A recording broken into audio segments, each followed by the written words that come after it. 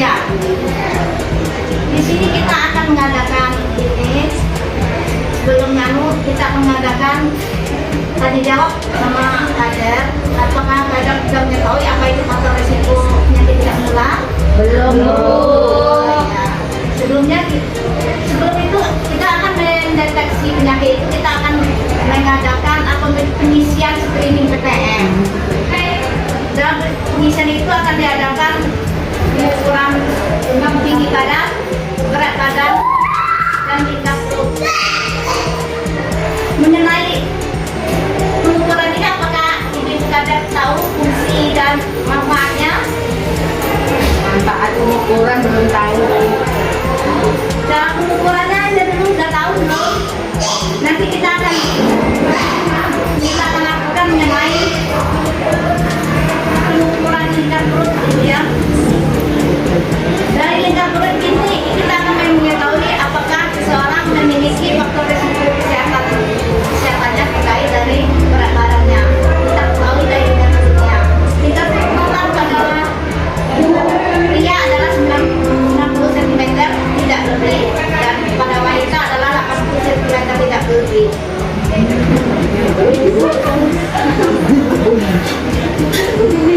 Karena penumpukan lemak pada perut akan menjadi faktor resiko yang akan menjadi pertanda mungkin seseorang berisiko berpenyakit kronis seperti diabetes, hipertensi, dan penyakit jantung.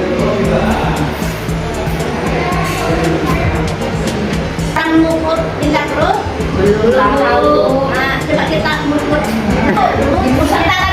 Iya, 77. Panggul tadi berat ya. Dan begitu Bu Ibu ya. Karena dengan kami mengukur perut. Silakan duduk. Karena dengan mengukur tingkat perut ini kita akan mengetahui apa tingkat perutnya lebih besar dari yang normal atau tidak. Karena ini adalah tanda mungkin seseorang berisiko penyakit.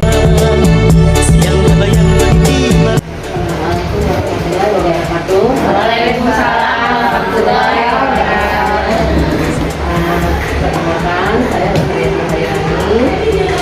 Ini saya tentang cara pengukuran faktor resiko penyakit tidak menular. Jadi salah satunya yang akan kita lakukan adalah pengukuran tekanan darah. Ya. Jadi ada 3 materi sebetulnya yang akan kita lakukan, yaitu pengukuran tekanan darah, pemeriksaan gula darah sewaktu, dan pemeriksaan kolesterol. Jadi untuk pertama kali saya akan menerangkan cara pemeriksaan tekanan darah. Ya. Jadi itu kita praktik aja langsung ya, sekalian menerangkan bagaimana cara pemeriksaan tekanan darah ya. Oke, sampai mesinnya jadi pasien. Oke, ini jadi caranya ya, tangan pasien diletakkan di atas meja, posisi tangan dalam keadaan terbuka ini ya, badannya dinaikkan ke atas. Fungsinya agar apa namanya, banset langsung ke kulit ya. Kemudian ya, harus ke atas sebetulnya ya Ibu ya. Masukkan ininya, handsetnya. Jadi jarak handset sebetulnya ya harus kira-kiranya 2 jari dari apa namanya ini ya, lekukan siku ya. Ya, kira 2 jari. Nah, ini posisinya ini harus sesuai dengan nadi. Ya, 2. Ini kita tetapkan. Nah, Ibu lihat aja ya. Oke, baru tekan tombol start ya. Tekan tombol start. Kita tinggal menunggu dulu ya.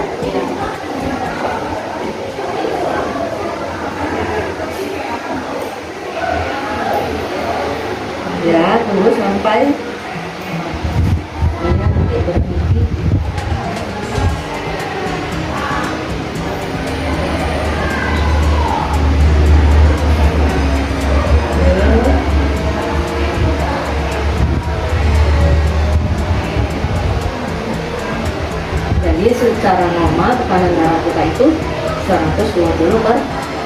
dulu ya.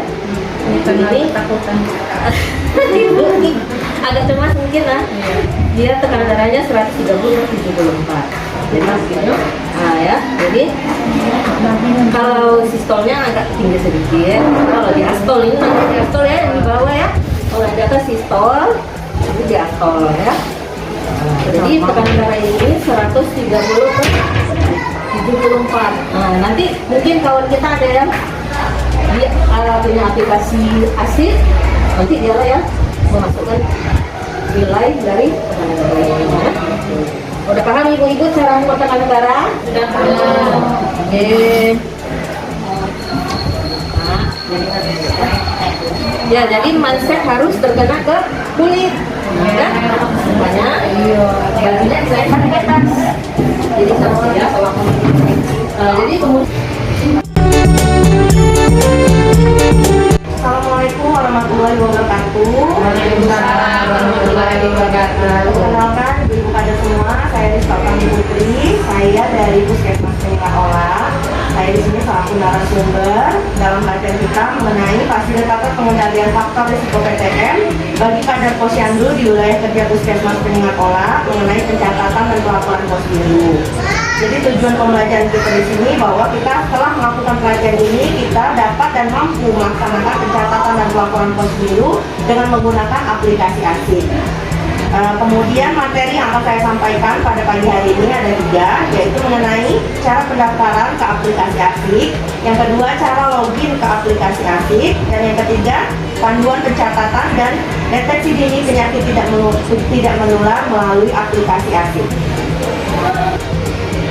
Baiklah ibu-ibu semua, kita akan masuk materi selanjutnya. Apakah ibu-ibu di sini sudah memiliki HP Android semua? Sudah, Bu. Dan bisa menggunakan HP Android? Bisa. Nah, jadi selanjutnya adalah ibu-ibu di sini saya minta untuk mengunduh aplikasi yang bernama Sehat Indonesiaku yang ada di Play Store. Ibu-ibu unduh dan baru kita buka. Apakah sudah diunduh ibu-ibu? Sudah, Bu. Ya, baiklah. Sama-sama kita buka ya Bu. Ya. Nah, jadi panduan cara mendaftar di situ setelah kita unduh, kita buka aplikasi ada kata-kata mendaftar. Iya, Bu. Nah, setelah mendaftar di situ ibu-ibu semua klik keterangan kader. Di situ ada keterangan petugas kesehatan dan lain-lainnya. Ibu pilih yang kader.